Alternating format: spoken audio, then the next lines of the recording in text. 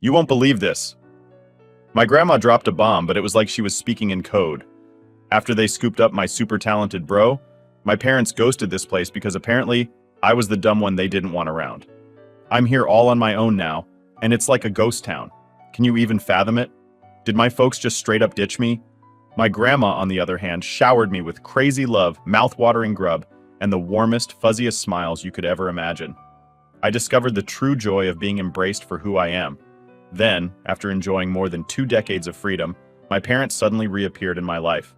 They showed up after witnessing my success as a respected media researcher, but there was something sinister in their intentions, and they came at me with a sinister grin. I could feel a seething rage building up inside me as I watched their desperate actions, realizing they had brought this upon themselves. Seeing them with those wicked smiles, spewing insincere praises like, "You're incredible," or hysterically ranting about a daughter's duty to assist her parents was so nauseating that it left me speechless. My emotions boiled over, and my thoughts sharpened to a point. These individuals hadn't changed one bit. They think their values are the only ones that matter, using them to excuse excluding others and justifying all sorts of tyranny, without a care for the people they harm. It's laughable, really. Now they come to me solely because they need something. Well, I won't hold back any longer. I've been forging my own path in life, and I can't consider those who neglected me my whole life as family anymore. I feel no connection to them whatsoever. The moment had arrived to finally speak my mind to my parents. I disown any claim to their inheritance and officially declare our estrangement. I am Sarah, a 28-year-old researcher. Ever since I was a child, I adored playing outdoors, sprinting through mud puddles and digging in sand pits until I was completely covered in dirt. It all started when my science teacher began discussing microorganisms. The concept of something that you can't see but is still there totally blew my mind. Even though these things were invisible to our naked eyes, they each had these crazy different looks under a microscope. I was obsessed with uncovering things I'd never seen before. So I begged my parents to buy me a picture book from the store. But guess what? That still didn't cut it. We didn't have a microscope at home, and I couldn't always use one at school. Can you believe the level of disappointment I felt? My teacher started telling us about these incredible microorganisms, like how they chow down on fallen leaves and make their homes in mud. Since leaves in the mud were everywhere, I couldn't resist investigating. So I ended up covered in mud while exploring the fascinating world of these tiny creatures. "Sarah, why do you always mess up your clothes?" my mom would say. "How many times do I have to remind you?" Every time I returned home with my clothes all messed up, my mother would give me a piece of her mind. But you see, I tended to forget about her warnings when I was out playing, especially since she wanted me to embrace more traditionally feminine activities. She'd insist, "You're a girl, so put on a dress. Playing outside is just not something girls should be doing," despite the fact that I love the complete opposite kind of play. That's how I ended up getting scolded by her quite often. My habit of getting completely engrossed in things, to the point where I'd forget everything else, caused issues at school too. During home visits, my teacher would make remarks like, "Sarah often struggles to stay focused in class and can be caught daydreaming frequently. She gets distracted easily and loses her concentration." My mom would give an awkward smile, apologize on my behalf, and then gently say to me, "Let's work hard and study, dear." But as soon as the teacher left, she would grab my arm and unleash a high-pitched tirade. I couldn't help it. I found classes incredibly dull. The lectures were often a confusing jumble, with teachers spewing out information without any rhyme or reason. Just sitting there and listening became mind-numbing, and my thoughts would inevitably drift to more captivating topics. That's how it felt, and it's why my test scores were all over the place. I aced some tests with near-perfect scores while struggling to get even in the 20s on others. My inconsistency made my report card look like a roller coaster ride. At school, the teachers would encourage having interests, even if it meant putting varying levels of effort into them, rather than having no interest at all. But for my parents, having even one subject with less than stellar grades was absolutely unacceptable. They would toss my report card aside in utter disgust, muttering, "A fool has no place in this house." My parents were perpetually bragging about their own achievements. My mom, who taught at a fiercely competitive high school, held her head high for having graduated from a prestigious university with rigorous academic standards. She firmly believed that top-notch grades and getting into a prestigious university were the keys to a successful life. I couldn't help but notice that the people around her were somewhat put off by her unwavering values. It seemed like my mom either didn't notice or simply didn't care, even if someone dared to tell her. In the world today, the prestige of the institution you graduate from holds immense importance. Anyone who doesn't grasp that fact is seen as a sore loser. It might have been easier to handle if my mom had simply been condescending toward others, but she took it a step further and was confrontational with anyone who had a different viewpoint. So, to keep the peace, it was generally best to avoid any kind of conflict. My dad was quite similar. He had graduated from medical school and became a medical researcher, frequently discussing his work at the university hospital and publishing research papers. He held a strong conviction that a person's value was defined by their academic background, and he didn't hesitate to belittle patients and faculty from other departments based on where they had studied. In their eyes, my situation was embarrassingly unacceptable. Unfortunately, I had a brother who was the complete opposite of me. He was the ideal child, always obedient and excelling in school as per our parents' wishes. He enjoyed luxurious, nutrition-focused meals and high-quality clothing as rewards for his achievements. I was the complete opposite. My meals often consisted of leftovers from what my brother and parents had eaten. My clothes were either too small or hand-me-downs from my brother. When I began favoring outdoor activities over indoor ones, the chances of receiving new clothes dwindled significantly. Our parents treated my brother and me differently based on their values. However, I still loved my brother, and he was always kind to me. My brother had a mountain of workbooks and was always stuck at his study desk, as per our parents' demands. However, he still found the time to assist me with my homework and would even share his snacks, knowing that I didn't get any special treats. Both of us silently understood that going against our parents' wishes wasn't the smartest move. The lowest point came when I was 9 years old. With my parents consumed by their own work and my brother's education, they gradually started treating me as if I were completely invisible. My parents simply told me to fend for myself and stopped including me in the meals they prepared for themselves and my brother. They would lock me in my room, claiming it was for doing homework, and only let me out when my brother went to take a bath. Then, I would scrounge for whatever I could find in the refrigerator for food and wear whatever clothes were clean and available. My dirty, muddy clothes were frequently rejected, even when I tried to put them in the laundry, and they'd be left on the floor. Strangely, there would be a tablet placed nearby, playing a video on how to use the washing machine, and I ended up learning how to do my own laundry by watching those videos. I remember feeling a sense of relief when nobody commented on my self-sufficiency. There were days when I didn't see my parents at all. My parents were perpetually absorbed in their work, and on the rare occasions when they had time off, they dedicated it entirely to my brother. Even if we happened to pass each other in the house, there was no eye contact, no response to my attempts at conversation. So, gradually, I stopped trying to engage in conversation, and in response, my parents seemed to ignore my existence even more. They diligently read all the school handouts and provided everything I needed for school, but emotional connection and acknowledgement were sorely lacking. So I simply accepted that this was how things were meant to be. Perhaps my teachers, being colleagues of my mother, never imagined that she would take things to such extremes. There was never any communication or discussion about it. Then one day, when I returned home from school, I discovered a note on the living room table in our empty house. It simply said, "Your brother is going to a new school. We've made this house livable for you." At first, I couldn't grasp the message. I had heard from my brother himself that he might be switching schools, but it didn't seem definite at the time. Little did I know that my parents had already arranged everything. But as I read that note repeatedly, it slowly sank in that I was the one being left behind. My parents were going with my brother, leaving the house for me, and it felt like they were implying that they didn't need me. As I realized this, tears began to stream down my cheeks. I was overwhelmed with sadness, thinking it was all because I wasn't good at studying, because I didn't always obey because I got my clothes dirty. It was heartbreaking because no matter how hard I tried to earn my parents' attention by doing good things and behaving well, it never seemed to matter. Once I did something that they deemed wrong, I became invisible to them. Feeling abandoned was an unbearable sadness. I cried out loud, sobbing as the darkness settled outside, and I grew exhausted from crying. I began to think more clearly again. It was impossible for a 9-year-old child to live alone, even if I had a house. What about food and all the other basic needs? I was completely helpless without any money, and the thought of being all by myself scared me to death. But then, it hit me like a lightning bolt, a memory from my early childhood. I used to visit my grandparents all the time back then. They were my mom's folks, and I'd stay over at their place quite frequently. My grandma, who worked as a caretaker at a foster home, used to take me there with her sometimes. There were many kids my age, and I'm sure we played together. I think it was the year before last.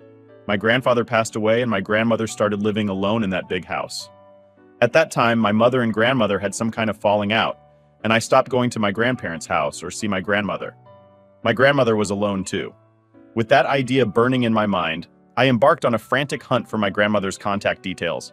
All I could recall was my mother's maiden name, which was also my grandmother's last name. Armed with just that tiny piece of information, I scoured every nook and cranny of the house in a desperate quest. Finally, after a thorough search, I stumbled upon an old handwritten contact book tucked beneath the landline phone.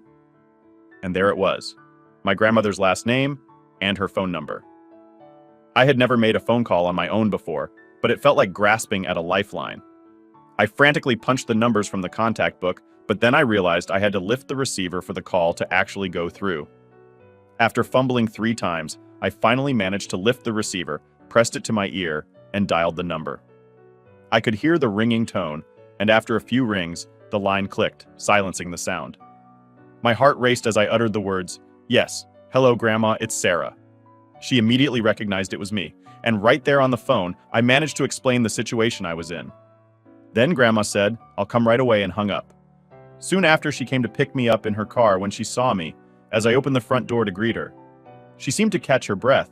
She must have been shocked by my shabby appearance, but I was too filled with relief to care. There she was, the kind grandmother I remembered right in front of me. I was so happy. I just threw myself into her arms. "Your beautiful hair and your clothes," as she hugged me tightly. Grandma said, stroking my hair. Her touch was so gentle. Those words from my grandma filled me with an overwhelming sense of relief. "Come on, grab what you need, and let's head to my place," she said, giving my back a comforting pat. She was taking me in to live with her. "Yeah, Mom and Dad, they're not coming back, are they?" I hesitated for a brief moment, feeling as though leaving this house would truly cut the last ties with my family, despite all the tears I had shed over feeling abandoned. But still, there was a part of me that was clinging to hope. I'm just a silly girl they didn't want. "Well, isn't that good?" Grandma said. I didn't understand what she meant by that and looked up at her. "You're free now, Sarah. You're free. What do you want to eat? I'll make it. What do you want? What do you want to do?" Free, of course. We'll have some basic rules since we'll be living together, just to make sure neither of us feels bad or has a hard time. Okay, yeah, apart from that, you're free. Do lots of things you like, have fun. That's what you can do now. Her words warmed something inside me, being free to have fun. I wasn't quite sure what that life would be like, but an exciting expectation was growing inside me. Afterwards, I moved in with my grandma and started attending a new school. It was a serene, rural area where my grandma resided, and the school was small with only a handful of students. Perhaps because of its size, being the new kid was seen as something novel, and everyone treated me kindly. The teachers were attentive to each student, and I no longer faced the scoldings I'd endured before. "Sarah, you have things you like. That's great. Research the things you're interested in. There should be books in the library, but remember, balance is important. Pay attention in class, finish your homework, then you can do lots of things you like." Everyone accepted me. They helped me when I didn't understand something. They didn't deny who I was. I think before I was never really seen for who I am. But now they just naturally accepted me as I am. So I started to smile a lot more. And near Grandma's house. It was like a treasure trove for me. It was a place where ancient fossils and buried forests have been discovered. And although no major excavation work was being done now, remnants must still be there. Above all, I wondered what kind of microorganisms had lived and worked in that land. I had so many questions and curiosities brewing within me. I wondered about the effects of different layers of the earth and what they were like. Did different creatures inhabit each layer? I was hungry for knowledge. Every day in that rural setting, I'd see people covered in mud, running around and exploring every corner. Once, driven by my curiosity, I started digging and stumbled upon something resembling a fossil, sending my excitement through the roof. Each day was an adventure, brimming with discoveries and a sense of fulfillment. I naturally came to think that this was something I wanted to continue doing for a long time. 20 years have passed since my parents left me behind. Now, at 29, I'm working in a research job specializing in biology raised by my grandmother. After high school, I went on to college for 4 years to earn my bachelor's degree, followed by a master's and doctorate totaling another 4 years. I successfully defended my doctoral thesis and attained my PhD, landing a job at a well-regarded research institute right out of school. Right after taking me in, my grandmother somehow got in touch with my mother and insisted she pay for my education and upbringing. Naturally, my mother was reluctant, But Grandma threatened to consult child services, the police, and hire a lawyer to sue her if she didn't fulfill her obligations. Worried about their reputation, my parents begrudgingly transferred the bare minimum amount of money to my grandmother. Of course, that wasn't enough for tuition, so I used grant-type scholarships and honor student programs to complete my studies as quickly as possible. Now I'm working on things I've always been interested in, like fossil excavation, understanding the conditions and age of the land. My life became incredibly fulfilling. Despite the reputation of research institutes for their demanding hours, often exceeding 100 hours a month, I didn't distinguish between working hours and overtime. I conducted my research driven solely by my insatiable curiosity, using a variety of methods to uncover answers. It felt like there was never enough time for the sheer joy of learning. While some colleagues had left unable to endure this environment, I found the job to be thoroughly enjoyable, devoid of any hardship. Being nicknamed a physical and mental powerhouse at work is something I take as a compliment. Having been denied the chance to do what I wanted and my feelings negated in the past, I relish the opportunity to delve into my interest and make new discoveries in this job. Since childhood, I've been intensely interested in one thing, which often became a target of criticism from adults. But now I can use this trait effectively in my work. My grandmother helped me learn how to manage this trait, turning it into a strength that I could use as my weapon. As a result, I understood how to study efficiently, improving my grades. I did well in my entrance exams and could fully utilize this trait in my research. I thrived on organizing and prioritizing multiple tasks in my mind, methodically tackling each one. The feeling of my brain working at full tilt, almost boiling over as I delved into information and unearthed answers, brought an indescribable pleasure. It was becoming increasingly clear that this job was a perfect fit for me. Notably, I had recently been honored with an award from a prestigious society for my discovery and comprehensive understanding of the unique functions of a rare microorganism I had stumbled upon in the sand samples I analyzed during an overseas fossil excavation. It all started with my curiosity about why this microorganism was present in that particular stratum. As I unraveled the mystery through research, I learned about its critical role in evolution, prompting me to quickly write and submit a paper. This discovery kept me abroad longer than expected, and I got tied up in non-research related meetings and media interviews, consuming extra time. But I managed to return to the States just when I thought I could return to the Institute to continue my other research. I was ordered by the director to take a few days off as a reward to lay my plans. Since these opportunities are rare and there's not much else to do, I decided to visit my grandmother, so I headed straight to her place from the airport. You've been busy again, haven't you? Not really. It's more that the non-work stuff is bothersome. I saw you on TV, that party. You were wearing such a lovely dress. I was just dressed up and made up against my will. You looked like a completely different person than the usual, Sarah. I was just tired. Grandma's pumpkin stew is still the best. That's great to hear. If you want more, feel free to help yourself, my grandma warmly offered. As I arrived at her house, I settled into the cozy living room, savoring her delicious pumpkin stew and a cup of tea. My grandmother still lived alone in that house, and although she was advancing in age, her vitality remained, evident in her dedicated work in the garden. I silently hoped that she would continue to enjoy good health and stay energetic for many more years to come. Just as I was lost in these thoughts, the doorbell rang. Huh? The mail. That's unusual. My grandmother stood up and headed towards the entrance. Since I was little, this area has always been sparsely populated. The neighbors who know each family's composition rarely use the intercom for visits due to their close-knit nature. Even now, the only people who diligently ring the doorbell are delivery personnel. Since my grandmother never uses online shopping, I was wondering what could have been delivered. I could hear the sound of her slippers scraping the floor and the front door opening. I thought Grandma would return immediately after receiving the package. But she didn't come back right away. Instead, there seemed to be some commotion at the entrance. Sensing the uneasy atmosphere, I decided to go to the entrance myself. Sarah. As I left the living room and peeked down the hallway to the entrance, I heard someone calling my name behind my turning grandmother. At the door stood a man and a woman, and it was the woman who called my name. Sarah, I'm so glad. I wanted to see you. She beckoned for me to approach. Initially, I couldn't recognize them. After all, it had been 20 long years since I had last seen them. The two people before me, desperately calling my name with strained, forced smiles, were my significantly aged father and mother. Why are they here? What do they want? After 20 years of no contact? After they abandoned me 20 years ago? Laura, you and David have no face to show Sarah. My grandmother raised her voice at my mother.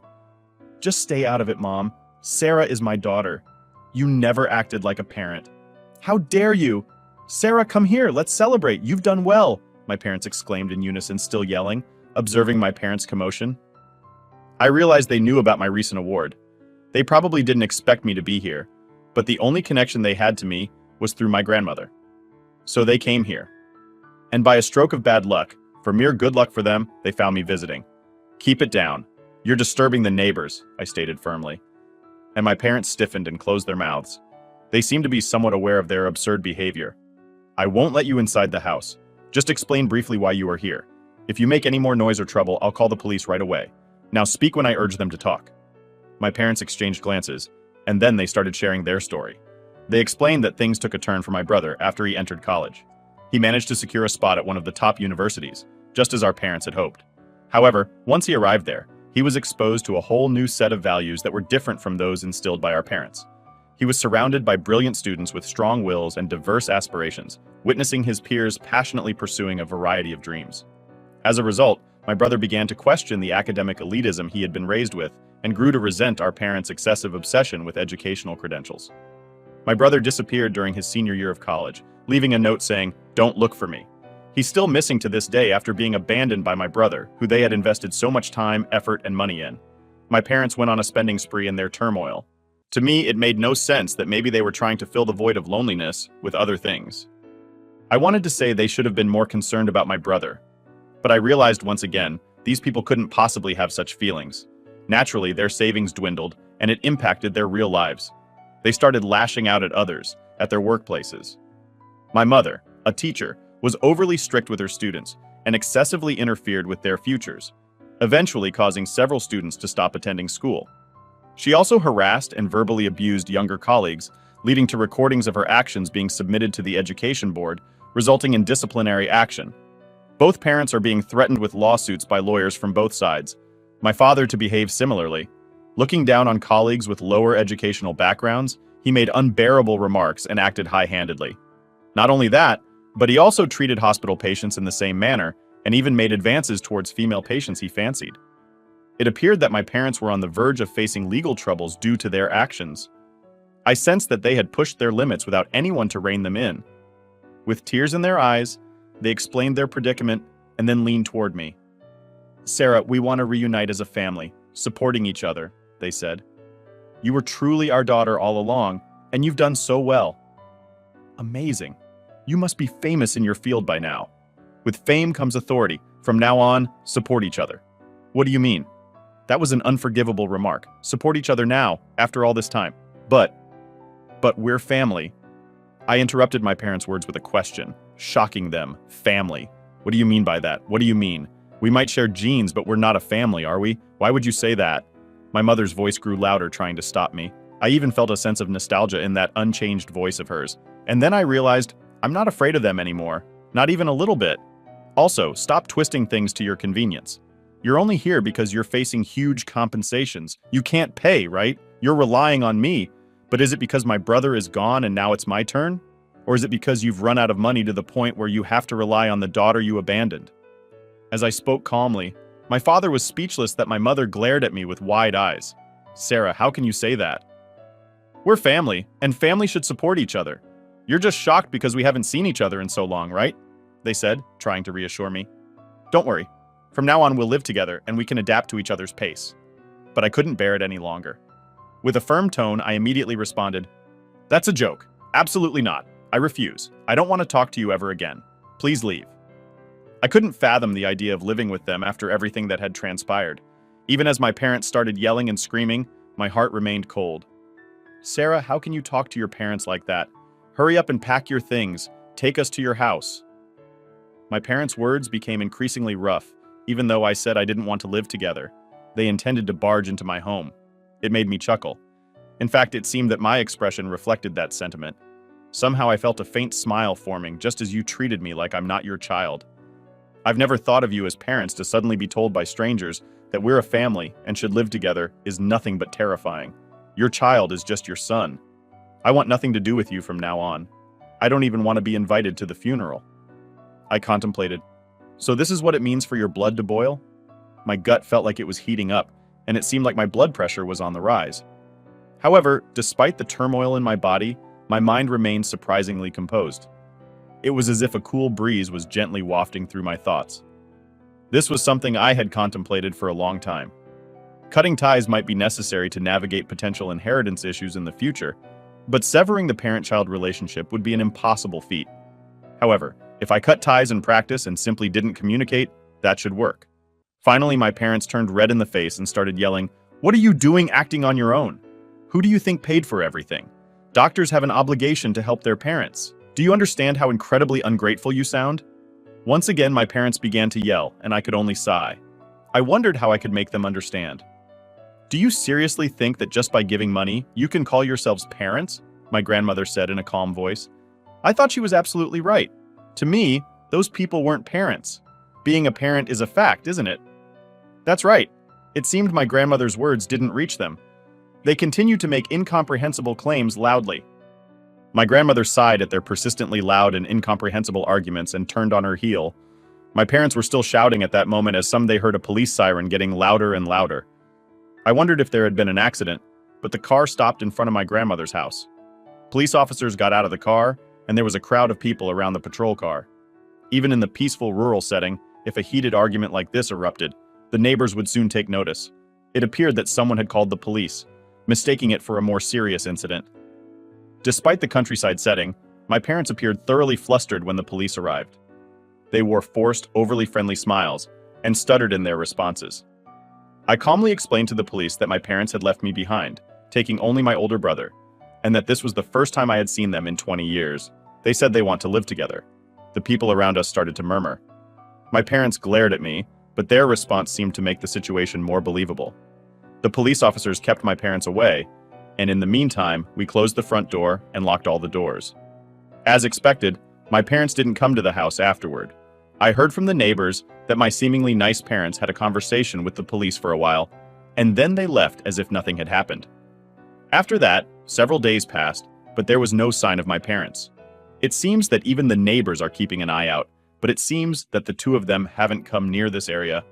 Could it be that they just came to visit me as a last resort? I had to return home before the vacation ended, and I had relaxed a little when a visitor came to my grandmother's house again. "Hey, long time no see, Sarah," my big brother greeted me. He had a sun-kissed tan and his hair was long, casually tied up. I recognized him by the smile on his face as he called my name. Standing at the entrance was my brother, who had disappeared some time ago and hadn't been heard from in several years. I led my brother into the living room and sat down to hear the details while reconnecting with various people from his college life. My brother became aware of our parents' abnormality and had been patiently waiting for an opportunity to escape from that house. While working part-time, he had accumulated enough funds, and when the time was right, he left the country. His goal was to see various people and various parts of the world while traveling around the world. He worked locally and he said he took many photos. When he posted those photos on social media, a publishing company contacted him asking if he wanted to open a photography shop. He accepted the offer in exchange for them providing him with photography jobs. That's why he had returned to the States after several years. When I was in Rome, I happened to see you on the news, Sarah. Oh, from when I won the award. Yep, you got it. You talked about Grandma in that interview, remember? My return to the States was driven by a desire to see Grandma, but there was another reason, Sarah. I wanted to find you, my brother declared. His cheerful laughter suddenly gave way to a serious, straightened posture as he looked me in the eyes. Sarah, I'm truly sorry for everything that happened in the past, you know? Why are you saying this all of a sudden? It's not sudden. I've been wanting to apologize to you every time I saw you. My brother wasn't smiling at all. I didn't really think much about it back then when we were living together in that house. We didn't have meals together, and on holidays I was the only one our parents would take out. Even though there was an obvious difference in the clothes we wore, I didn't find it strange. I was just focused on my studies, and during that time I thought we were just normal siblings who played together, he said, furrowing his brows and clenching his hands on his knees, shaking his head. When I mentioned having a sister to the people in my college seminar, sharing stories from our past, their reactions were a mix of surprise and shock. It was at that moment that I fully grasped that you had every right to resent me, my brother admitted. I should have gone to apologize right after I left home. I shouldn't have put it off until now. I'm deeply sorry for leading a carefree life while you were enduring so much hardship. He lowered his gaze. I truly should have gone to apologize as soon as I left home. But I'm sorry I put it off until now. I'm sorry that I thought it was normal for you to live a normal life when you were going through such a hard time. His heartfelt apology. Mimi, consider resenting my brother for the first time. However, I couldn't summon any negative feelings towards him and didn't harbor thoughts like why only me or why just my brother. At that time, I was preoccupied with our parents to the point where those thoughts rarely crossed my mind. I'm not angry and I don't resent you. Back then, you were the only one who really talked to me. I said, and my brother's face contorted in a pained expression upon hearing these words as tears welled up in my brother's eyes. Our grandmother approached with mitt and hands holding a plate. Would you both like to have some candied sweet potatoes? It was my grandmother's homemade candied sweet potatoes, made from the ones she had harvested from her garden and prepared since yesterday.